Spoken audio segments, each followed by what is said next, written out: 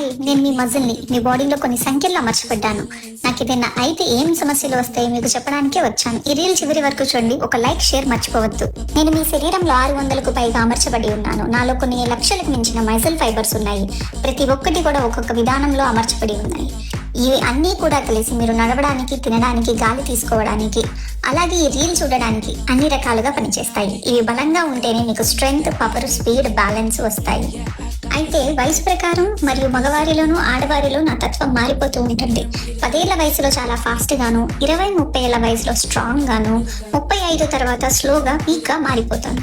మగవారిలో testosterone ఉంటుంది కాబట్టి నాకు స్ట్రాంగ్ మజిల్ మాస్ ఉంటుంది. ఆడవారిలో అయితే స్ట్రాంగ్ గా ఉంటాను కానీ కొంచెం సైంటిఫిక్ గా స్లోగా మజిల్ బిల్డ్ అవుతుంది. మజిల్ హెల్త్ ని స్పాయిల్ చేసే మిస్టేక్స్ ఏంటో తెలుసా? డ్రింకింగ్ ఆల్కహాల్, స్మోకింగ్, లో ప్రోటీన్, నీరు తక్కువ తాగడం, సరిగా నిద్ర లేకపోవడం, స్ట్రెస్, యాంగ్జైటీ, లాంగ్ సిట్టింగ్, సరైన రీతిలో ఎక్సర్సైజ్ చేయకపోవడం.